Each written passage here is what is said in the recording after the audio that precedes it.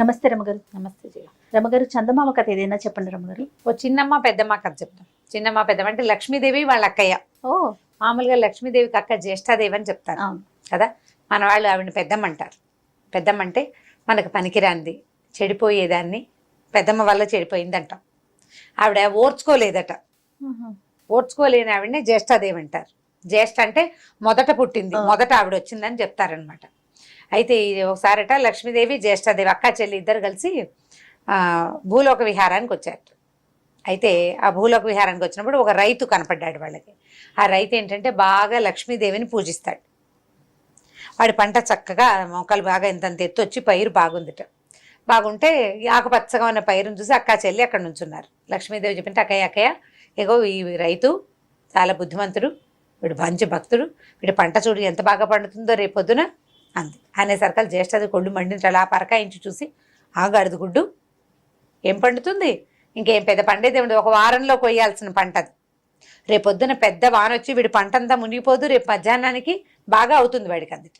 అనేసరికి లక్ష్మీదేవి ఏం చేసిందట, మధ్యాహ్నం సాయంకాలం వాళ్ళ అక్కయ్యని పంపాక ఒక చిన్న ముత్తైదు వేషం, ఒక చిన్న మామూలు మనిషి వేషం వేసుకొచ్చి, నాయన నేను నీకు ఎందుకు చెప్తున్నానో అర్థం చేసుకో, ఈ పంటని రేపు పొద్దున్నే వ్యాపారస్తుడికి గుత్తకిచ్చేసి ఆయన వచ్చి తీసుకుంటాడు అని చెప్పింది. జట్టీకి ఇవ్వటం అంటారు దాన్ని. జట్టీకి ఇవ్వడం అంటే ఏంటంటే ఆ పంట ఇంకా రైతు కోసుకోవడం అనమాట. మొత్తం పంట వ్యాపారస్తుడే వచ్చి కోసుకుని అతను ఎంత వస్తే అంత పంట మీద ఉండగా చూసి ఇంత అని బేరం ఆడుకుంటారు. సరే ఇతను ఏం చేశాడు, ఈవిడ చెప్పింది పెద్ద ముత్తైదు పొద్దున్నే వచ్చింది లక్ష్మీదేవల్లే కనపడుతోందని ఆవిడ చెప్పిన ప్రకారంగానే వ్యాపారస్తుడి దగ్గరికి వెళ్ళాడు. బాబు అంతకుముందు వ్యాపారస్తుడి దగ్గర కొంత అప్పు తీసుకుని ఉన్నాడు, పంట జట్టీకి ఇచ్చేస్తానండి అని చెప్పి ఒప్పుకున్నాడు. కాగితం రాసి ఇచ్చేసాడు. మధ్యాహ్నానికి బ్రహ్మాండంగా వానబడి మొత్తం పొలాలన్నీ మునిగిపోయింది. చీకటి పడేసరికల్లా మళ్ళీ అక్క చెల్లి ఇద్దరు వ్యాహ్యాలకు వచ్చారు. ఆవిడంది పక్కపక్క నవ్వి, పెద్దక్కయ్య ఏమిటో బాగా పండుతుందన్నావే, చూడు రైతు బాగా నష్టం వచ్చింది, వీడికి పొగరు బాగా పంటను చూసుకుని పొగరెక్కున్నాడు, పోయింది చూసామా మంచిగా అయిందండి. అనేసరికి లక్ష్మీదేవి వాడికి ఏం మంచి అయింది అక్కయ్య, వాడికి మంచి ఏం అవ్వలేదు, పొద్దున్నే వ్యాపారస్తుడికి జట్టికి ఇచ్చేశాడు, నష్టం ఏదన్నా ఉంటే వాడి వ్యాపారిదే, రైతుకేం నష్టం లేదు, వాడి డబ్బులు వాడికి వస్తాయని. అనేసరికల్లా ఓరిని అలాగా అయితే ఉండు వీడి సంగతి చెప్తానని, వీడు మొత్తం మొక్కలన్నీ అవుతాయి, వీడికి నిజంగానే నష్టం వస్తుంది, మొత్తం అంతా వ్యాపారికి వెళ్ళేలాగా చేస్తానని మొక్కలన్నీ నిలబెట్టేసింది. సాయంత్రానికి పెద్దమ్మగారు మొక్కలన్నీ నిలబడ్డాయి. సరే ఇది ఈవిడేం చేసింది, లక్ష్మీదేవి మళ్ళీ రైతు దగ్గరికి వెళ్ళి, బాబు ఓ పని చెయ్యి, తడిసిపోయినాయి కదా పొలాలు, అందుకని వ్యాపారస్తుడి దగ్గరికి వెళ్ళి జట్టీకి వద్దులేండి బాబు, మీ బాకీ మీరు కట్టేసుకుని తజ్మా డబ్బులు ఇచ్చేసేయండి అని మాట్లాడేసుకో, మీరు ఎందుకు నష్టపోవాలని చెప్పంటే రైతు ఏం చేశాడు, మళ్ళీ వ్యాపారస్తుడి దగ్గరికి వెళ్ళాడు. బాబు నిన్న పొద్దున మాట్లాడుకున్నావు, సాయంకాలానికి వానొచ్చింది, నువ్వెందుకు నష్టపోవాలి, అందరు రైతులతో పాటు నేను నష్టపోతాను, నీకు బాకీ ఎంత రావాలో అంత మాత్రం కట్టుకుని తత్తిమాది వదిలిపెట్టేసేయి, ఆ నష్టం ఏదో నేనే పడతాను నాయన అని కాగితం చింపించేసాడు. చింపేసరికల్లా మూడో రోజు మళ్ళీ అక్క చెల్లి వచ్చారు. ఈ పంట పొలం అంతా నిలబెట్టేసింది పెద్దమ్మ, నీళ్ళన్నీ బయటికి వెళ్ళిపోయినాయి, ఈ వాలిపోయిన మొక్కలన్నీ జయ్యమని నుంచునేసరికల్లా ఈవిడ లక్ష్మీదేవి అంది, అక్కయ్య ఏదో అన్నావే చూడు ఏమిటో పంట పొలం నుంచుందనేసరికల్లా అయితే వీడికి నష్టం వస్తుంది, ఎవరికి నష్టం రావాలి, రైతుకు నష్టం రావాలి పెద్దమ్మ గారి ఉద్దేశం. అయితే రైతుకు నష్టం రాదక్కయ్య, వ్యాపారస్తుడి దగ్గర నుంచి మళ్ళీ వెనక్కి తీసేసుకున్నాడు అనేసరికల్లా వాడికి అంతా పొగరా, నేను పోగొట్టిన దాన్ని తెచ్చుకుంటాడా, వాడి సంగతి నేను చెప్తానుండు అని చెప్పి కుప్పకి 2 బస్తాల మించి రాదు వీడికి, కుప్పలు నూరుస్తారు, కుప్ప నూరితే ఏక కుప్ప వేస్తారు, అంటే పెద్దదంటే వాడి చేతులు పట్టేంత కుప్ప వేస్తారు, ఒక 5-6 కుప్పలు వేసుకుంటారు, కుప్పకి 2 బస్తాల మించి రావండి, అంతకంటే గింజలు రాలితే నన్ను అడుగు, నా పేరు మారు పేరు పెట్టుకో అని పెద్దమ్మగారు గట్టిగా చెప్పింది.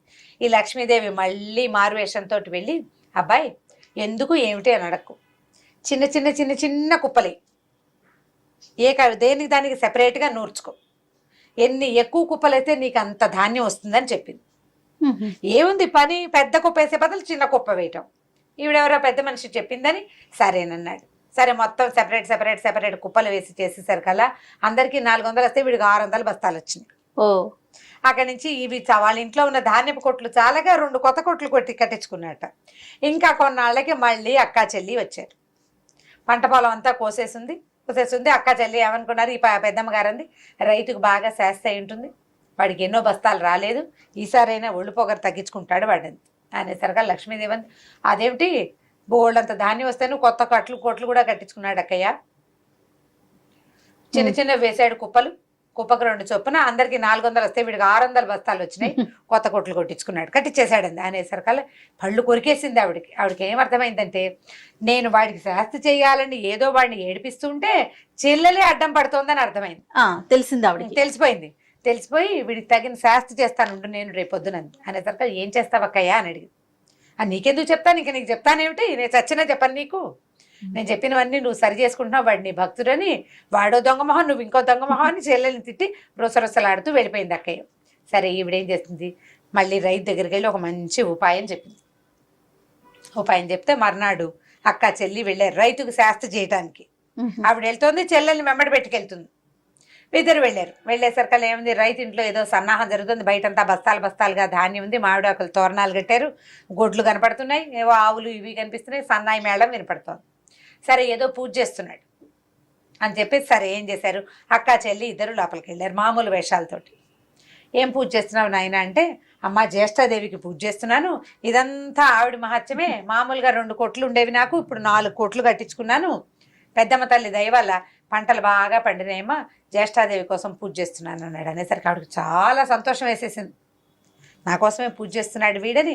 వీడు చల్లగా వరదిల్లాలని దీవించి అక్క చెల్లి చేరుకో తాంబూలం పుచ్చుకొని బయటకు వచ్చారు. బయటకు వచ్చి వీడు పిచ్చివాడు అనుకున్నాను, వీడు మంచివాడు కాదనుకున్నానే, వీడు పొగరనుకున్నా, కాదు వీడికి నన్ను గుర్తుపెట్టాడు, వీడు నా ప్రతిభ వల్లే వీడికి డబ్బులన్నీ వచ్చినాయని వీడికి తెలిసిపోయింది అని ఆవిడ నవ్వుతూ సంతోషంగా వెళ్ళిపోయింది. అమాయక పెద్దమ్మ. అసలు సంగతి ఏమిటి, లక్ష్మీదేవి ఏం చెప్పిందంటే, నా పూజ చెయ్యిద్రా నాయన, మా అక్కయ్యకి చెయ్యి, ఎవరు అడిగిన పూజ నాదే చెయ్యి, పేరు మా అక్కయ్యది చెప్పు, లక్ష్మీ పూజ చేస్తూ వాళ్ళ అక్కయ్యకి పూజ చేస్తున్నానని చెప్పాడు అనమాట. దాంతో ఆవిడ ఇంటికి వెళ్ళిపోయింది. రైతు హాయిగా ఉన్నాడు. అప్పటి నుంచి అతనికి ఎప్పుడూ ఎలాంటి ఇబ్బందులు రాలేదు. అతను అక్క చెల్లి ఇద్దరికి తాంబూలాలు పెట్టేవాడు, అక్క పేరుతో కూడా ఒక తాంబూలం పెట్టేవాడు. ఇప్పుడు మన వాళ్ళు చెప్తారు, లక్ష్మీదేవి ఎక్కడుంటే జ్యేష్ఠ కూడా అక్కడే ఉంటుంది. మనం లక్ష్మిని అవమానించేటట్టుగా మనల్ని ప్రేరేపిస్తుంది జ్యేష్ఠ. ఆవిడ ప్రేరేపిస్తుంది మనని. అవమానకరంగా మనం పదే ప్రవర్తించగానే లక్ష్మీదేవి కోపం వచ్చి వెళ్ళిపోతుంది. జ్యేష్ఠాదేవి మన ఇంట్లో కొలువై కూర్చుంటుంది.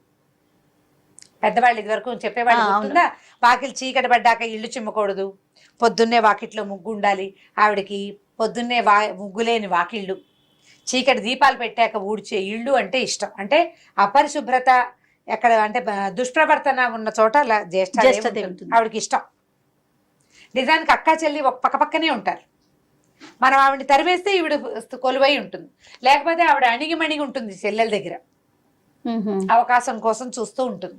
అందుకని మన దగ్గర ఉన్న లక్ష్మిని ఎప్పుడు గౌరవించాలి.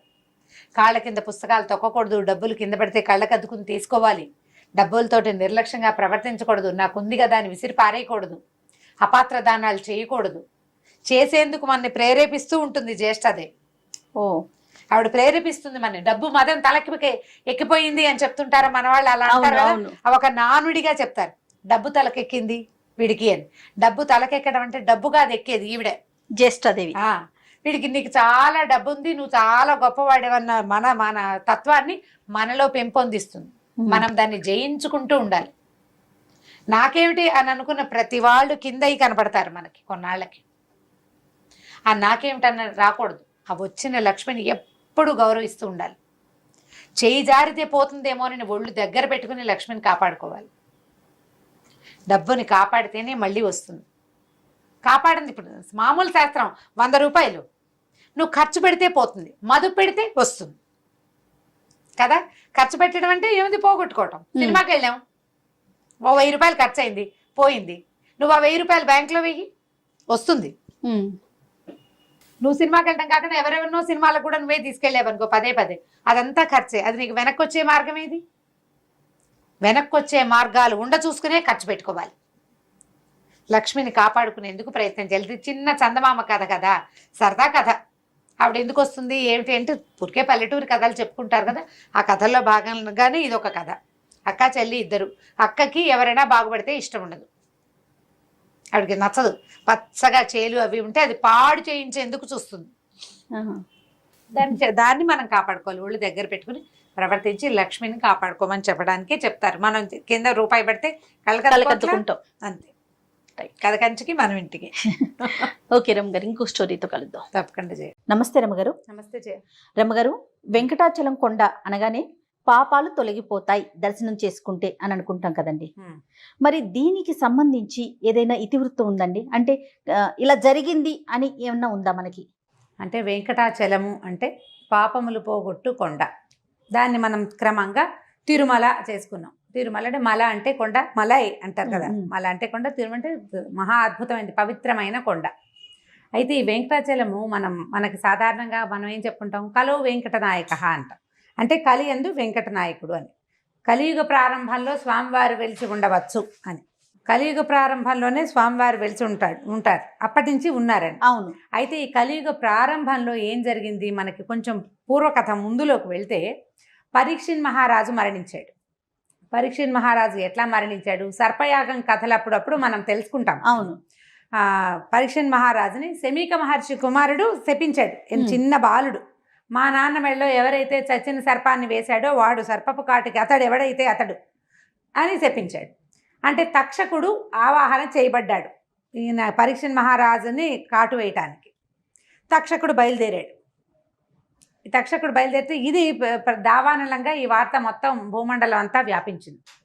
తక్షకుడి చేతిలో ఈయన మరణిస్తాడు అని. అయితే దానికి ఒక గ్రామంలో కశ్యపుడని ఒక మహామంత్రవేత్త, ఆయుర్వేదవేత్త ఒక ఆయన ఉన్నాడు. ఆయన ఆయుర్వేదము మంత్రశాస్త్రము ఔపోసన పట్టినవాడు.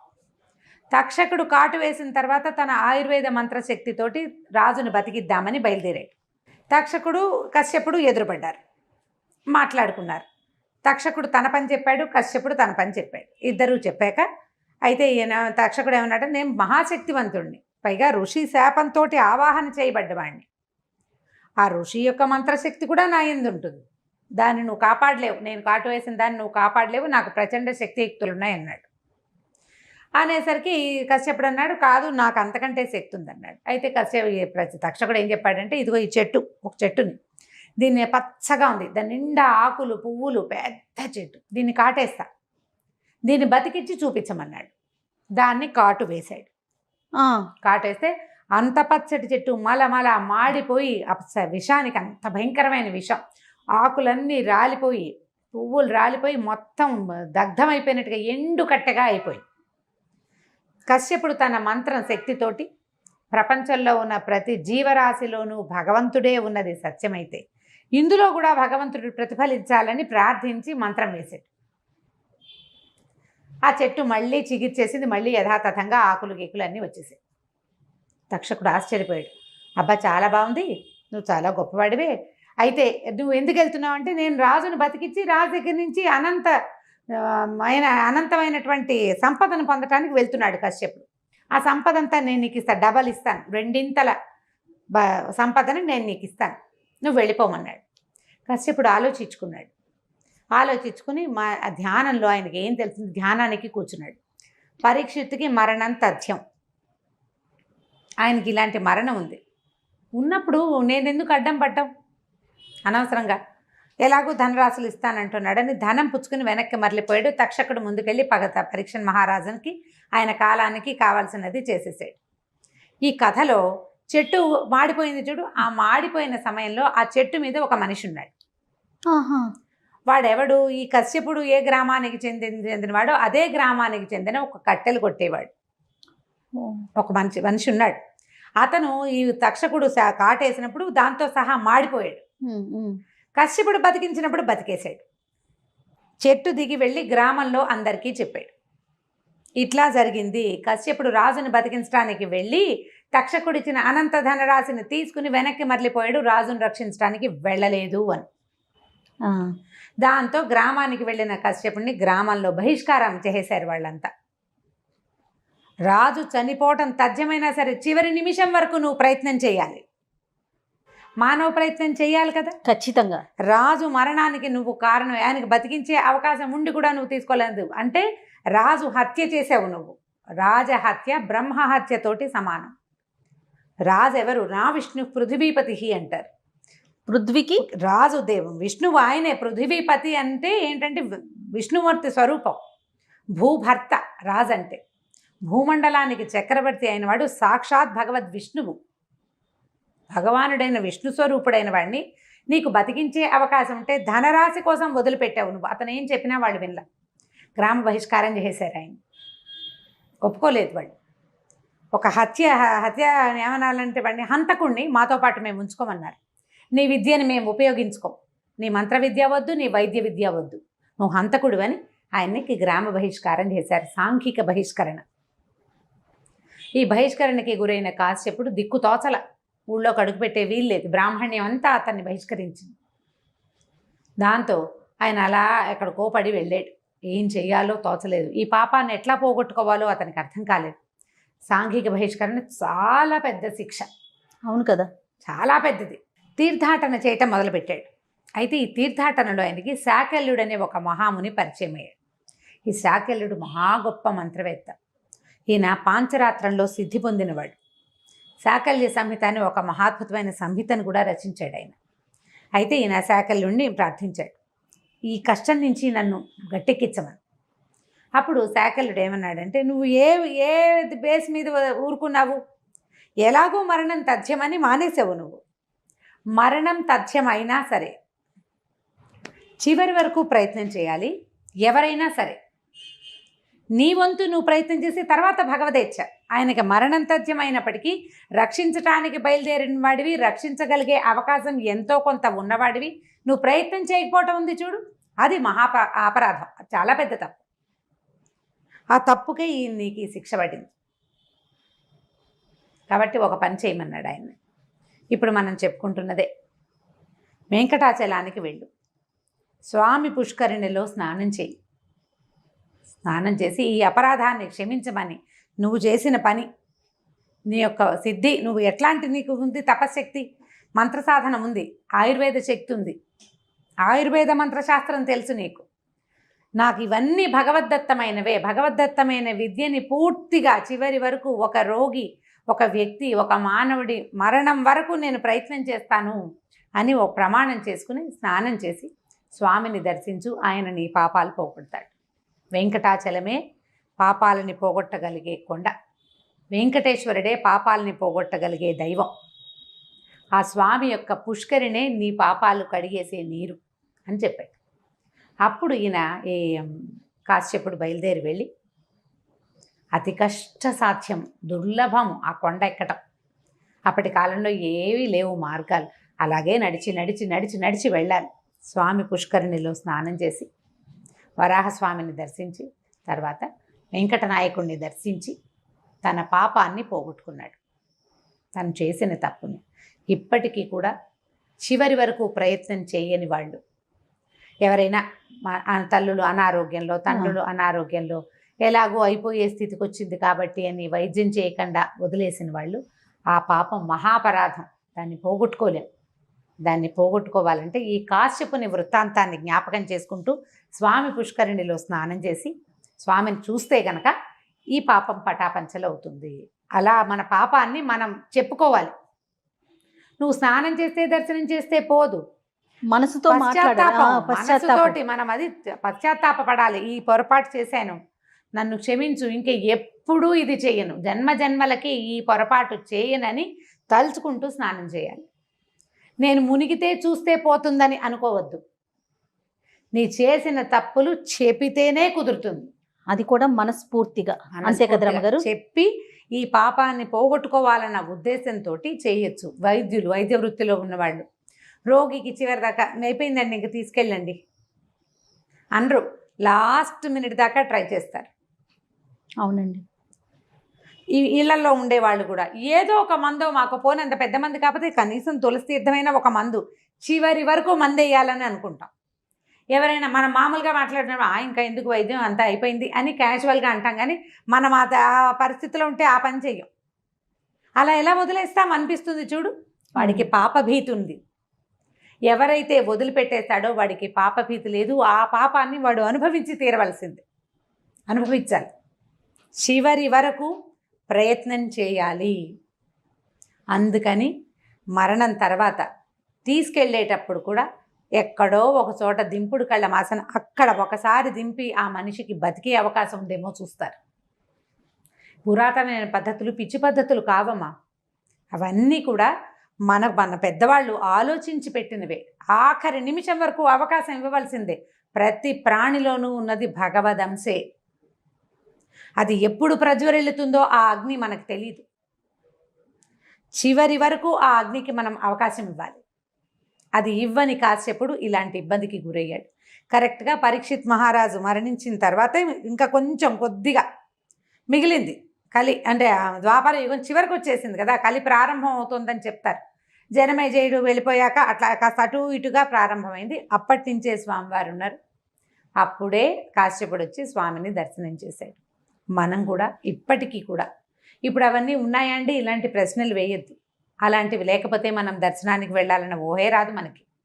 ఎందుకు చూడ్డం, ఎందుకు తిరుమలకు వెళ్తాం, మన పక్క సందులో ఉంటుంది గుడి, ఎందుకు మన ఇంట్లో ఒక పటం పెట్టుకుంటాం. అసలు దేవుడే లేడు, మనమే పుట్టామని భావిస్తాం. తర్వాత మనంతటా మనమే పుట్టాం, మనమే వెళ్ళిపోతాం, మన ఇష్టారాజ్యం.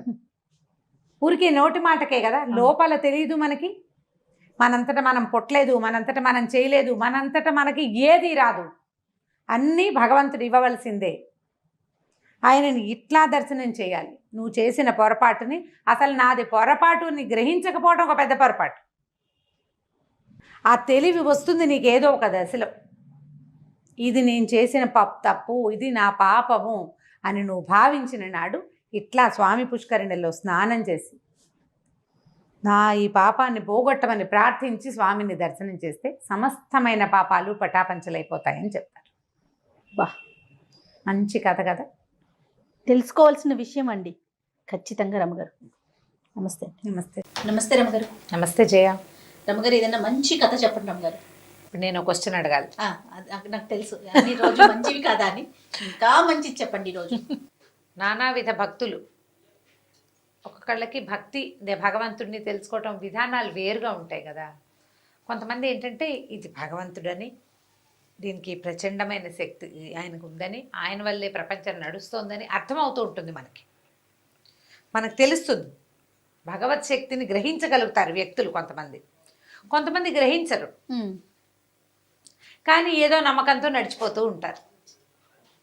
తెలుసుకోవటం ఒక విధానం, తెలియకపోయినా ఆ ఎవడో ఒకడు ఉన్నాడులే ముందు అన్న ధోరణిలో వెళ్ళిపోవటం ఇంకో విధానం. దానికి సంబంధించిన ఒక కథ చెప్తాం. పూర్వం మగధ దేశానికి దగ్గరలో ఒక గురుకులం ఉండేదట.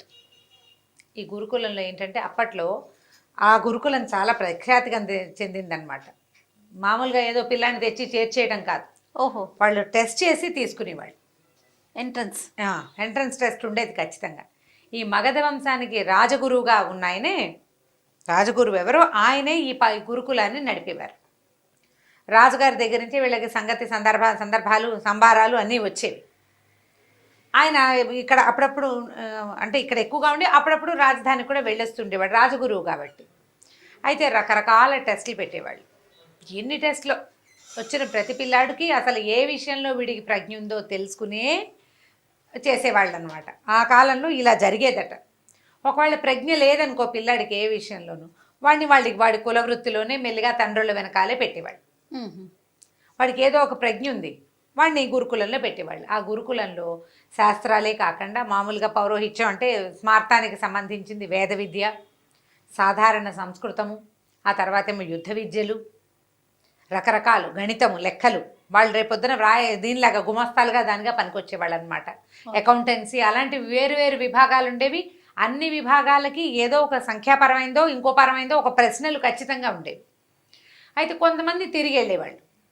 తిరిగి వెళ్ళిన పిల్లల్ని ఏం చేసేవాళ్ళు, రాజుగారు వాళ్ళు ఊరికే దిగులు పడకుండా ఏదో వాళ్ళకి 10 పావలా ఇచ్చి ఇళ్ళకెళ్ళి వాళ్ళ తాలూకు సొంత పని చేసుకునేలాగా, లేదా అతి కొద్ది మందిని రాజుగారి దీంట్లో ప్రాపకంలో ఉంచుకుని అక్కడే ఆ వాకిట్లో ఏదో చిన్న పన్న పని చేస్తూ వాడు బతకాలి. ప్రజలని వదిలిపెట్టే రోజులు కావవి. వాళ్ళు ఏడుస్తారని వదిలేవాళ్ళు కాదు. నిరుద్యోగం అస్సలు ఉండేది కాదు. ఒక వయసు వచ్చిన పిల్లవాడు, చదువుకోవాల్సిన పిల్లాడు ఏదర్ చదవాలి, లేదా వృత్తి విద్య నేర్చుకోవాలి, లేకపోతే ఏదో ఒక పని చేసుకోవాలి. ఆ పని వాడికి నేర్పాలి, నిదానంగా నేర్చుకుంటారు. ఇలాంటి విధానం నడిచేది. మనం ఇది అవలంబిస్తే ఎంత బాగుంటుందో కదా. అద్భుతం కదా రమగారు. పాతకాలం స్వర్ణయుగము, ఇంకో యుగము అని. అయితే జనాభా సంఖ్య తక్కువ కదండి, అది ఒకటి క్యాలిక్యులేట్ చేసుకోవద్దు. ఇప్పుడు మన జనాభా సంఖ్య ఎంతమంది కానీ మనం ఉద్యోగాలు కానీ లేకపోతే ఇలాంటి భద్రత కానీ కల్పించగలుగుతుంది ప్రభుత్వం? అప్పుడు ఇలాంటి చదువులు కానీ ఇలాంటి ఉద్యోగాలు కానీ ఆనాడు ఉన్నాయా? అప్పుడు చేతి వృత్తులు ఉండే కదా రమ్మగారు, వంశపారంపర్యంగా అదే వృత్తి కంటిన్యూ అవుతూ ఉండేది. ఇప్పుడు మనం వాడలేదా అవి? వస్తు వినియోగం ఎక్కువ ఉండేది. ఇప్పుడు ఉంది జయ.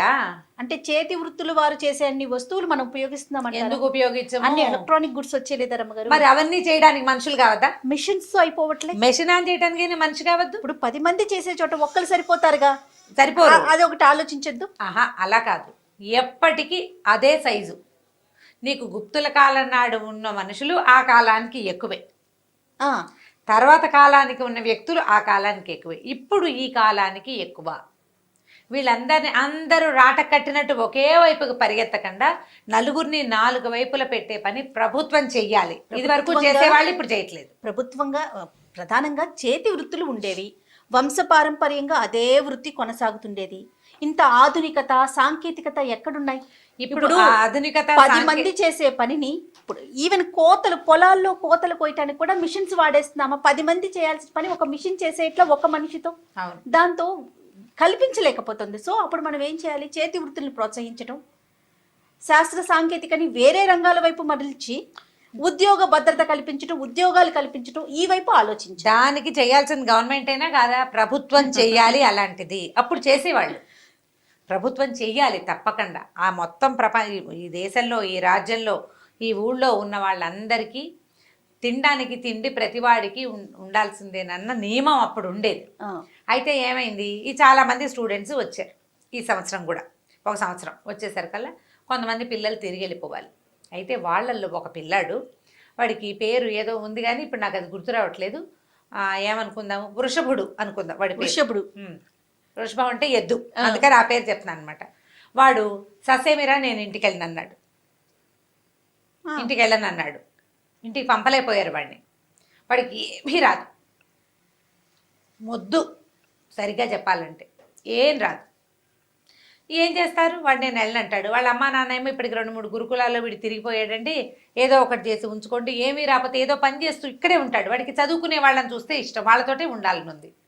వాళ్ళు కొంచెం కలిగిన కుటుంబమే, వాళ్ళకి ఇంటి దగ్గర తిండికి లోటేం లేదు. వాడు పాఠశాలలో ఉండాలనుకుంటున్నాడు. అప్పుడు రాజుగారి ద్వారా ఏదో 2 మాటలు చెప్పించి గురువుగారిని ఒప్పించి ఆ పిల్లాడిని అక్కడ వదిలిపెట్టి వెళ్ళిపోయారు. ఈ మన రాజగురువే ఇక్కడ గురువుగారు అని చెప్పాం కదా, ఈయన మహారామ భక్తులు. ఎంత రామ భక్తులో, ఏది ఆయన ముందు పెట్టినా రామార్పణం అనేవారు. అంతా రామార్పణమే. భోజనం చేస్తూ రామార్పణం, ఎవరైనా దండం పెడితే రామార్పణం. అదొక అలవాటుగా ఉండేది. మనం రామ అనుకుంటాం కదా, అయ్యో రామ అంటాం, అని ప్రధానికి రామ అంటాం, ఆయన రామార్పణం అంటారు. నమస్కారాన్ని స్వీకరించడానికి రామార్పణమే. ఆహారం, మంచినీళ్ళు, ఎక్కడైనా మంచి ఆసనం ఇచ్చి గురుగారి ఈ ఆసనం ఇది మీరు కూర్చోండి రామార్పణం అని దండం పెట్టుకుని అక్కడ కూర్చునేవారు. ఆయనకి రామార్పణం అనేది భూత పదం. అన్నీ ఆయనకి సమర్పించటమే, అన్నిటి రాముడికి సమర్పించటమే ప్రతిదీ. సరే, ఈ పిల్లాడు ఇక్కడ ఉండటం మొదలెట్టాడు. ప్రతి క్లాస్లోనూ కాసేపు కూర్చునేవాడు, లేచి వెళ్ళిపోయేవాడు. ఆ పాఠం ఈ పాఠం అన్ని పాఠాల చుట్టూతా తిరుగుతూ ఉండేవాడు. పిల్లాడు కొంచెం మొద్దుగా ఉండేవాడుగా, వాడిని వాళ్ళు వీళ్ళు ఎక్కిరిస్తూ ఉండేవాడు, కానీ వాడికి తెలిసేది కాదు, ఎక్కిరిస్తున్నారని అర్థమయ్యేది కాదు.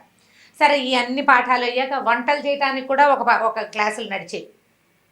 పాకశాస్త్రం మాత్రం నేర్చుకోవద్దు. ఇప్పుడు రాజుగారి ప్రాపకంలో నడిచే పాఠశాల కదా, ఒక వంటశాల ఉండేది. ఈ పిల్లాడు ఈ వంటశాల వాళ్ళ దగ్గర కొంచెం భారీగా ఉన్నాడు, కొంచెం బరువుగా ఉన్నాడు. వాడు ఏదైనా వరే ఇది అక్కడ పెట్టు, అది బట్రా, ఆ బస్తా బట్రా, ఇది కాస్త బియ్యం కడుగు, ఈ గుండెకి కడుగు, ఇది ఎసట్లో పొయ్యి ఎగసం తొయ్యి అంటే అలాంటి పనులన్నీ చేసేవాడు. క్రమంగా పిల్లలందరినీ చూసొచ్చి పొయ్యి దగ్గర కూర్చోవటం నేర్చుకున్నాడు. వాడు వంటశాలలోనే వాడు బాగా సహాయం చేసేవాడు ప్రతి పని. అక్కడి నుంచి మరి ఇప్పుడు ఇన్ని క్లాసులకి తిరిగి వంటశాల దగ్గర చేరిన పిల్లాడు ఈ మాత్రం తిండు, బాగానే తింటాడు. తిండి వంట పట్టి పిల్లాడు చక్కగా ఎదిగాడు పుష్టిగా. అయితే వీడికి సందట్లో ప్రతి క్లాసుకి వెళ్తాడా, ఒక్క పాఠం వచ్చేది కాదు వాడికి. కానీ గురువుగారు అనే రామార్పణం మాత్రం వంట పట్టింది. రామార్పణం అనేవాడు. పొయ్యిలో ఎగసం దోసి రామార్పణం, బియ్యం ఎత్తి ఎసట్లో పోసి రామార్పణం, ఆకుకూర తరిగి రామార్పణం అనేవాడు. సరికి ఏవో ఒక పదం వచ్చింది కదా, పెద్దగా మాటలు రావు వాడికి, ఏవో కాసిన చిన్న చిన్న పదాలు, అవద్దు, అవును, కాదు, అలాంటివే వచ్చు, చిన్న చిన్నవే. కానీ మాటలు కూడా రానంత మేధకుడు, పర్సనాలిటీ మాత్రం బాగుండేది. అయితే సరే, ఇట్లాగే జరుగుతోంది. ఒక సంవత్సరం గడిచిపోయింది. వీడికి ఏమైనా వచ్చిందంటే ఏమి రాలే, రామార్పణం తప్పిస్తే ఇంకేం రాదు. కానీ వాడికి ఏం వచ్చిందంటే అంత అన్నం వండటం, పప్పు చేయటం వచ్చింది. ఓ పదార్థం చెయ్యి అంటే వాడు ఆకుకూర వేసి పప్పు వండుతాడు, దోసకాయ వేసి పప్పు వండుతాడు, టమాటా వేసి పప్పు వండుతాడు. పప్పు చేసి దానికి ఇంత తాలింపు వేసి అక్కడ పెట్టడం వచ్చు. ఇంతమంది విద్యార్థులు ఉన్నారుగా, పెద్ద గుండిగా చేయగలడు. చిన్నది గబుక్కుని ఎవరైనా వచ్చారంటే సాపాట్లు భోజనాలు అయిపోయిన తర్వాత ఎవరైనా గురుగారిని చూడడానికి వచ్చారనుకో, మళ్ళీ అరే పెట్టాలి కదా. ఒక గ్లాస్ బియ్యం పెట్టి ఒక కాస్త పప్పు వండారంటే చెక్కమని కాస్తంత పప్పు అన్నం. అప్పట్లో మనలాగా 4 పదార్థాలు తినేవాళ్ళు కాదు, పప్పు అన్నం మజ్జిగ అన్నంతో సరిపోయేది. అది నేర్చుకున్నాడు. సరే కొంచెం అన్నం వండుకుని తింటాం వాడికి వచ్చు. ఏదైనా కార్యక్రమాలు అవి ఉన్నప్పుడు అన్ని పనులలో వాడు వెనకాల ఇది పట్టుకోరా ఎత్తరా అలాంటి పనులు చేసేవాడు. బాగా ఊహ వచ్చింది, కొంచెం ఎదిగాడు మొదట వచ్చినప్పటికీ ఇప్పటికీ. ఏమైందట, గురువుగారికి పొలాలు అవి కూడా ఉన్నాయి, అంటే ఈ పాఠశాలకి ఆశ్రమ పాఠశాల కదా, గురుకులానికి ఉన్నాయి ఇవి పొలాలు. ఉంటే జొన్న చేనుకి కాపలా పంపించాలి ఎవరినైనా. సైనికులు చాలామంది ఉంటారు వీళ్ళ దగ్గర. అయితే అప్పుడు ఏదో ఒక చిన్న యుద్ధపు ఆలోచనలు ఏవో ఉండి సైనికులందరినీ పంపించేశారు రాజధానికి. పిల్లలే కాపలాలు కాసుకుంటున్నారు. ఏమనుకున్నారు, ఈ వృషభుడు ఉన్నాడు కదా, వీడు ఎలాగో ముద్రా చిప్ప, ఇక్కడ చేసే పని ఉంది, చదువు ఎలాగూ లేదు, పరీక్షల వేళ వచ్చేసింది, వీడిని జొన్న చేను కాపలా పంపిద్దాం అనుకున్నారు. జొన్న చేనుకి ఏం చేయాలి, వడిసలు విసరాలి హే హే అని కేకలు పెట్టాలి, ఇప్పటికప్పుడు డప్పు కొట్టాలి. సరే ఏం చెప్పారు, వాడిని ఏరా వెళ్తావంటే వెళ్తానన్నాడు. పొద్దున్నే పోయి రాత్రికి రావాలి. పొద్దున్నే ఏం చేశారు, వీడికి ఒక గ్లాస్ బియ్యం, తర్వాత ఎంత పప్పు, ఆకుకూర, కాస్త తాలింపుకి అవి మూట కట్టించారు. పొయ్యి వెలిగించుకోవటం అన్నీ వచ్చు వాడికి. 2 గిన్నెలు అన్నీ ఓ చిన్న బండి మీద వేసి ఏం చేశారు, గిన్నెలు అవి అక్కడే వదిలిపెట్టిరా, పాపది బియ్యం అయిపోతాయి, రేపు పొద్దున పట్టుకెళ్దుగాని అన్నారు. సరే ఒక సీనియర్ విద్యార్థి ఒకడు, వీడి కొంచెం అంటే వీడికి మాట్లాడటం కావాలి కదా, బాగా చెప్పగలిగిన ఓపిక ఉన్నవాడిని ఒకడిని ఇచ్చి పంపారు. వాడు పోయి వీడిని తీసుకెళ్ళి ఆ చేను గట్టు మీద దిగబెడిచి, ఒక పెద్ద చెట్టు ఉంది దానికి ఇంత చక్కగా నీడగా 3 రాళ్ళు పెట్టి పొయ్యి అరేంజ్ చేసి, అరే అన్నం వండుకుని తినరా, ఇదిగో ఇక్కడ పిక్కలు వస్తాయి, వాటిని చప్పట్లు కొట్టు, ఈ డప్పు కొట్టు, ఈ కర్రలు విసురు, చుట్టూతా తిరుగు, వీళ్ళందరినీ పక్షులను రానివ్వకుండా తోలేసేయి, అన్నం వండుకు తిను. పొద్దునే వండేస్తే పొద్దున ట్రిప్ తింటాడు, మళ్ళీ రాత్రికి సాయంకాలం చీకటి పడ్డాక 2వ ట్రిప్ తిని, చీకటి పడ్డాక నడిచి వచ్చేసి ఇంటికి పాఠశాలకు వచ్చి పడుకోవటం. మళ్ళీ పొద్దున్నే లేచి బియ్యం పప్పు మూట కట్టుకుని వెళ్ళిపోవటమే. ఓ 10 రోజులు కాపలా కాయాలి, ఎందుకంటే జొన్న చేను బాగా పాలు పోసుకున్నాక ఓ 10 రోజులు కాపలా కాసాక జొన్న కోసేస్తారు. ఈ 10 రోజులు కాపలా పిల్లని పంపాలి. బాగానే ఉంది. సరే వెళ్ళాడు పొద్దున, మర్నాడు అది తీసుకెళ్ళాడు, అన్నీ ఏర్పరిచేసి సీనియర్ విద్యార్థి ఇంటికి వచ్చేసాడు, పాఠశాలకు వచ్చాడు. రాత్రికి వీడు వెనక్కి వచ్చి పడుకుని దగ్గరకు వచ్చినప్పుడు వంటశాల ఏర్పాట్లు చేయడానికి ఒక ఆయన ఉండేవాడు, ఒక సూపర్వైజర్. ఒక మనిషి బియ్యం చాలలేదండి, మరి కాసిన బియ్యము పప్పు ఇవ్వండి అని అడిగాడు. నేనేమనుకున్నాను, సరేలే మనం ఏదో అందాజుగా ఇచ్చాము, వాడికి ఏం సరిపోతుంది, పిల్లాడు కొంచెం ఎదిగాడు కదా అని ఏం చేశారు, ముందు రోజు ఇన్ని బియ్యం ఇచ్చారా, మర్నాడు అన్ని బియ్యం ఇచ్చారు.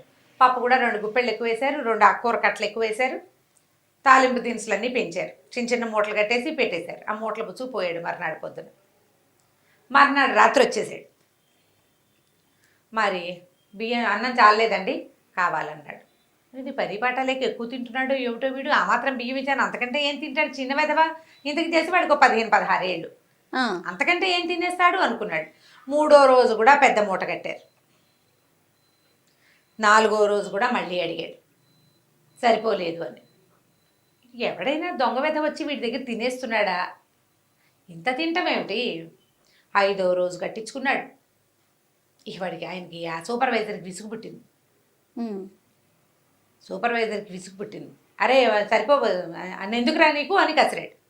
అయ్యో చాలటం లేదండి నిజంగాను అన్నాడు.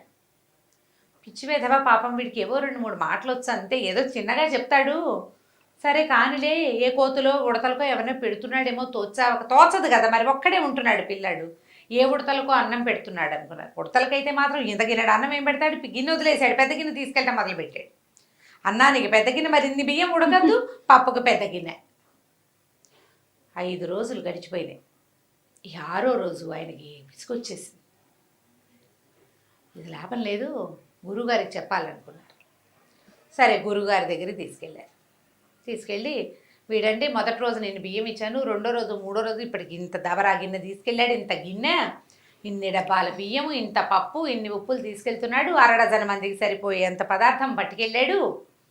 మరి ఏం చెప్పాలండి ఈ పిల్లాడికి అనేసరికి వాడికి పెద్దగా మాటలు రావు, గబగబా మాట్లాడలేడు.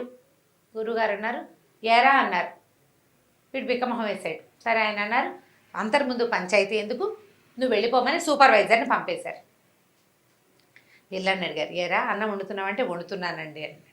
తింటున్నావా అంటే ఎక్కడండి తిని 5-6 రోజులైంది అన్నాడు. అన్నమంతా ఏం చేస్తున్నావురా అన్నాడు. నువ్వు ఇన్ని డబ్బాలు బియ్యం పట్టుకెళ్ళావా అంటే పట్టుకెళ్ళానండి. వాడి ప్రతి వాక్యానికి రామార్పణం అంటుంటాడు. పట్టుకెళ్ళానండి రామార్పణం. మరి ఎందుకు తినలేదురా అంటే ఎక్కడ తినండి రామార్పణం, తినడానికి అవకాశం లేదండి రామార్పణం అనేసరి గురువుగారు అన్నారు, రామార్పణం అనుకుని ఏమిట్రా సరిగ్గా చెప్పన్నాడు. కాదండి, మొదటి రోజు పెద్దన్నయ్య నన్ను తీసుకెళ్ళాడా, అన్నం వండుకోమన్నాడా, అన్నం వండుకున్నానండి. వండుకుని ఆకేసుకున్నానండి. అక్కడ ఏముంటాయి, పెద్ద పెద్ద చెట్ల ఆకులు ఉంటాయి, 2 ఆకులు కలిపి కుట్టి విస్తర చేసుకున్నాడు. వాడికి ఆ పనులు వచ్చు, అక్కడే ఉన్నాడు కదా పాఠశాలలో. ఆకేసుకున్నానండి, నేల శుద్ధి చేశాను, ఆకేసుకున్నాను, అన్నం పప్పు వడ్డించుకున్నానండి. రామార్పణం అని దండ పెడుతుంటే ఒక ఆయన వచ్చాడండి. రామార్పణం ఒక ఆయన వచ్చాడు. ఆయన అన్నం పెడతావా నాకేనా అన్నాడు. అనేసరికల్లా మరి ఎవరికైనా అన్నం పెట్టమని నేర్పించారు కదా, పాఠశాలలో వాడికి నేర్పించిన విద్య ఏంటి, ఎవరికైనా పెట్టి తినాలి. వాడికి రెగ్యులర్ ప్రాక్టీస్ అది. వాడంతటి వాడు కంచం పెట్టుకుని అన్నం తినకూడదు. మరి ఇప్పుడు మేధకుడైన పిల్లవాడికి చెప్పాలి కదా, ఏదో ఒకటి నేర్పాలి. వీళ్ళు ఏం చేశారు, అన్నం పప్పు వండటంతో పాటు ఎవరికైనా పెట్టి తినడం అలవాటు చేశారు. ఆయన వచ్చాడండి, అక్కడ ఎవరు లేరు, ఎవరికి పెట్టినా అని చూశాను. రామార్పణం ఎవరికి పెట్టను అని అనుకుంటే ఆయన వచ్చాడు. సరే వచ్చాడు కదా అని రామార్పణం ఆయనకి పెట్టానండి. ఆయన తినేశాడు. ఆయనే తిన్నాడండి మొత్తం, నాకు చాలలేదు. ఆయన తిన్నాక నాకు ఆకలి లేదండి, ఆయన వెళ్ళిపోయాడు. రెండో రోజున ఆయన వస్తాడేమోనని 2 డబ్బాలు బియ్యం పట్టుకెళ్ళా. మళ్ళీ వండుకున్నానండి రామార్పణం, ఆకేసుకున్నానండి, 2 ఆకులు వడ్డించానండి, ఆయన కూడా వస్తాడని. రామార్పణం వడ్డించాక ఆయన వాళ్ళ ఆవిడని తెచ్చాడండి. ఆవిడకి ఎంత బాగుందో, భలే బాగుందండి ఆవిడ. రామార్పణం ఎంత చక్కగా ఉందో. ఇద్దరు కలిసి అన్నం తినేశారండి రామార్పణం. నాకు ఆకలి లేదు, నేను తినలేదు, కానీ నాకు ఆకలి లేదు. 3వ రోజున 3 డబ్బాలు పట్టుకెళ్ళాను బియ్యం. మళ్ళీ రామార్పణం అన్నం వండుకున్నాను. ఈసారి వాళ్ళ తమ్ముట్ట పెద్ద బాణం అది పుచ్చుకున్నాడు. ఆయన దగ్గర కూడా బాణం ఉందండి, ఇంత పొడుగునున్నాడు. ముగ్గురు కలిసి తినేశారు రామార్పణం. 4వ రోజు మళ్ళీ 4 డబ్బాలు అన్నం ఉంటే వాళ్ళు ముగ్గురు వస్తారేమోనని వాళ్ళు 3 విస్తళ్ళు వేసి నా కోసం కూడా 4వ విస్తరి వేసుకుంటే 4 విస్తలు ఆయన ఇంకో తమ్ముడిని తీసుకొచ్చాడండి. అసలు ఈయనండి అచ్చు ఆ పెద్ద ఆయన లాగానే ఉన్నాడండి. మొదట వచ్చిన ఆయన ఎర్రగా ఉన్నాడండో, ఈయన మాత్రం సేమ్ డిట్టో పెద్ద ఆయన ఎలా ఉన్నాడు, ఈ తమ్ముడు కూడా అలాగే ఉన్నాడు. అదే రంగు అదే రూపం, బాణాలండి వాళ్ళ దగ్గర. ఏమోలే అని నలుగురికి పెట్టేశానండి, నాకు ఆకలి లేదు. రామార్పణం 5వ రోజు మళ్ళీ పట్టుకెళ్ళానండి. ఈసారి వాళ్ళు నలుగురు, ఒకవేళ ఆయనకి ఇంకో తమ్ముడు ఉన్నాడేమో, ఎందుకు వచ్చిందిలే అని అనుకున్నాను. అయినా కూడా నేను తిందామనుకున్నా. వాళ్ళు నలుగురు, నేను ఒకదాన్ని అనుకున్నా. 5 ఆకలేస్తే ఆయనకి 3వ తమ్ముడు ఉన్నట్టండి, బంగారపు రంగు, ఆయన తీసుకొచ్చాడండి. వాళ్ళు 4 అన్నదమ్ములు, ఒక ఆవిడ. అందరూ ఎంత బాగున్నారో, ఇంతంత పొడుగు మనుషులు, బాణాలు, బట్టలు ఎంత బాగున్నాయో. వాళ్ళు 5గురు కూర్చుని తినేశారు. 6వ రోజు కూడా పట్టుకెళ్ళానండి. ఈసారి వాళ్ళ బంటుట, ఆయన ఎంత ఉన్నాడో, వీళ్ళందరినీ కలిపితే ఆయన అంత ఎత్తవుతారండి రామార్పణం. ఆయన దగ్గర ఒక పెద్ద గద కూడా ఉందండి. వాళ్ళందరూ తినేశారు. రేపు ఎవరు వస్తారో అందుకని ఇవి చాలదు, నాకు ఎక్కువ కావాలంటే గురువుగారు నిర్ఘాంతపోయాడు.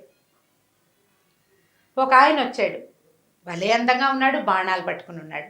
వాళ్ళ ఆవిడ వచ్చింది, ఆవిడ చాలా అందంగా ఉంది. 2వ రోజో తమ్ముడు, 3వ రోజో తమ్ముడు, 4వ రోజో తమ్ముడు వచ్చాడు.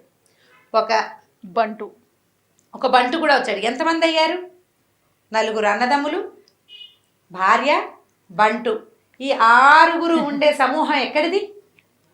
ఆయన వీడు రామార్పణ. అప్పుడు ఆయనకి స్ట్రైక్ కూడా ఏమైందంటే, వీడు అవును కాదు లేదు లాంటి మాటలు చెప్తాడు, కావాలి నాకు వద్దు తప్ప వీడికి వాక్యాలు మాట్లాడటం రాదు. పైగా 6 రోజుల నుంచి అన్నం తినని పిల్లవాడు శుభ్రంగా ఉన్నాడు. పైగా ప్రవాహంలాగా మాట్లాడేస్తున్నాడు. ఆయన గబగబా లేచొచ్చాడు. లేచొచ్చి వాడి నెత్తి మీద 2 చేతులు పెట్టేట్ల మొహం మీద పెట్టేసరికల్లా ఆయనకి ఒక షాక్ కొట్టినట్టు తెలిసిందనమాట. వీడు ఎవరినైతే రోజు చూస్తున్నాడో, రామార్పణం సాక్షాత్ రామచంద్రమూర్తి కుటుంబాన్ని చూస్తున్నాడు. వాడు భగవంతుడని తెలియదు వాడికి. రాముడని, లక్ష్మణుడని, భరతుడని, శత్రుఘ్నుడని, సీతమ్మ తల్లని వచ్చింది, ఆంజనేయుడని వాడికి తెలియదు. తెలియకుండా రామార్పణం ఎవరికైనా పెట్టి అన్నం తినాలన్న వాడి ఆలోచనకి భగవంతుడు రామార్పణం అన్నందుకు రాముడు వచ్చి తింటున్నాడు ప్రతిరోజు. ఆయన కదిలిపోయాడు, అరిచి కేకలు పెట్టాడు, రండిరా రండిరా అందరం వెళ్దాము, రోజు ఇవాళ కిష్కింధాపుర వాసులంతా వస్తారని ఎంత అరిచి అసలు ఎంత ఉద్వేగం అయిపోయిందంటే, సంవత్సరాల తరబడి నా బతుకంతా రామార్పణం అన్నా కూడా భగవంతుడు నన్ను కరుణించలేదు. అమాయకుడు, మేధకుడు, బుద్ధి లేనివాడు, అన్నం తింటాను తప్పిస్తే రెండో పని చేత కానివాడు, వాడికి భగవంతుడు ఇట్లా చూపించాడు కరుణ. ప్రతిరోజు 6 రోజులు వాడిని చూడ్డానికి వచ్చాడు, 6 రోజులు వాడు పెట్టిన అన్నం తిన్నాడు. ఆయన ఉద్వేగాన్ని తట్టుకోలేకపోయాడు అనమాట. ఇక బళ్ళు కట్టించి ఎంత ఆహారమో పట్టుకెళ్ళారట, ఎన్ని పదార్థాల్లో పట్టుకెళ్ళారు అక్కడికి, ఆ పొలం దగ్గరికి. బోల్డ్ అంత వంట చేశారు, అందరూ చూస్తున్నారు. ఆకులు వడ్డిచ్చేయరా, ఎవరు వస్తారో చూద్దామంటే బోలెడు ఆకులు వేసి వడ్డిచ్చాడు ఈ వృషభుడు. ఎవ్వరు రాల. చాలాసేపటికి ఇప్పుడు చూస్తున్నాడు, రోజు మనుషుల్ని చూడడం అలవాటైంది. బోలెడంత పెద్ద కోతల మంద ఒకటి వచ్చి ఒక్కొక్క ఆకు ముందు కవాతు చేస్తున్న సైనికుల్లాగా కూర్చుని వడ్డిచ్చిన ఆకుల్లో శుభ్రంగా ఆహారం అంతా తినేసి లేచి ఈ గురువుగారు, ఆయన శిక్షగణము, ఆ ఆశ్రమ పాఠశాలలో పనిచేసే సమూహం బోళ్ళంత మంది ఉన్నారా, అందరూ మనుషులు ఉన్నారన్న భయం కూడా లేదు. ఎలా అంత సమూహం, వానర సమూహం ఎలా వచ్చిందో ఎలా వెళ్ళిపోయిందో తెలీదు. వచ్చింది మొత్తం వండిన పదార్థం ఒక్క మెతుకు మిగల్చకుండా, వెనక్కి ప్రసాదం మిగల్చకుండా మొత్తం పెట్టినవన్నీ తినేసేసి లేచెళ్ళిపోయి గురువుగారి పిల్లవాడి పాదాలు పట్టుకున్నాను. రామార్పణం అనేది నోటితోటి అంటున్నాను నేను, వీడు త్రికరణ శుద్ధిగా అన్నాడు.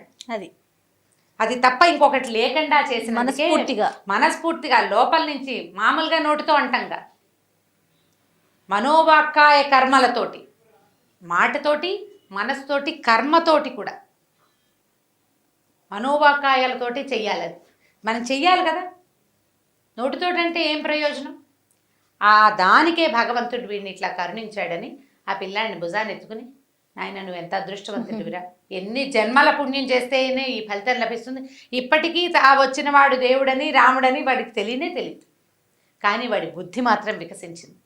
తర్వాత వాడు ధారాళంగా మాట్లాడటం మొదలుపెట్టాడు.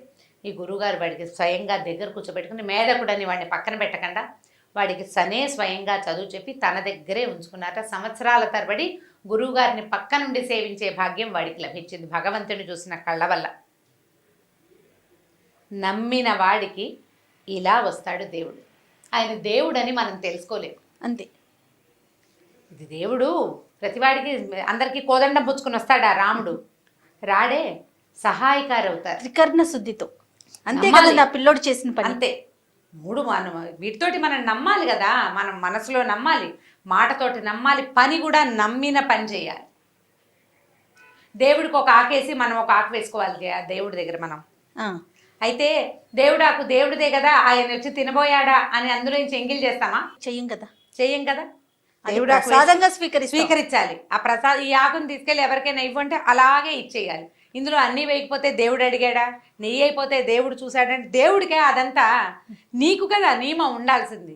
నువ్వు నమ్మాలి, భగవంతుడు సాక్షాత్తు వచ్చి సూక్ష్మాంశంలో ఈ ఆహారాన్ని గ్రహిస్తాడు అని నువ్వు గట్టిగా నమ్మితే నువ్వు చేయవలసిన రకంగా చేస్తావు.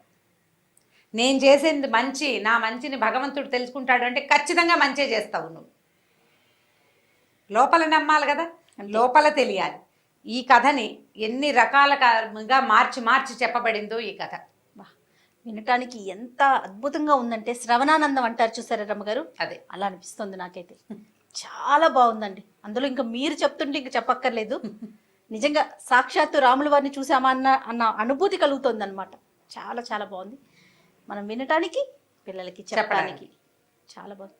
అంటే ఇది రియల్ స్టోరీ అంటారా రమ్మగారు, లేకుంటే ఎక్కడన్నా జరిగి ఉంటుంది జయ, జరిగి ఉంటుంది. ప్రేరణార్థక కథలు, భగవత్ సంబంధమైన కథలు వస్తాయి. చాలా పుస్తకాలు ఉన్నాయి, గీతా ప్రెస్ వాళ్ళు వేసినవి. అందులో ఉన్న కథ ఇలా క్రమంగా రకరకాల జరిగి ఉంటుంది. ఎందుకంటే ఇప్పుడు పిల్లాడు చూశాడు ఇలా 5 మనుషులు రావటం, అవును, 4 అన్నదమ్ములు, ఒక స్త్రీ, ఒక బంటు, 6 రావడం పిల్లాడు చూశాడు. వాళ్ళని వాడు భగవంతులని తెలుసుకోలే, అతను చెప్పిన ఆనవాళ్ళని బట్టి గురువు ఊహించాడు. అవును, మొత్తానికి అద్భుతమైన కథ ఒకటి చెప్పుకున్నాం ఇప్పుడు మనం. చాలా అద్భుతమైన కథ అండి రామార్పణం. చాలా చాలా బాగుంది రమ్మగారు. రెగ్యులర్గా కొంచెం ఇలాంటి స్టోరీస్ ఎక్కడున్నా వెతికి తీసి మా అందరికీ అందించండి మీరు. తప్పకుండా. ఓకే రమ్మగారు, నమస్తే. నమస్తే జయ.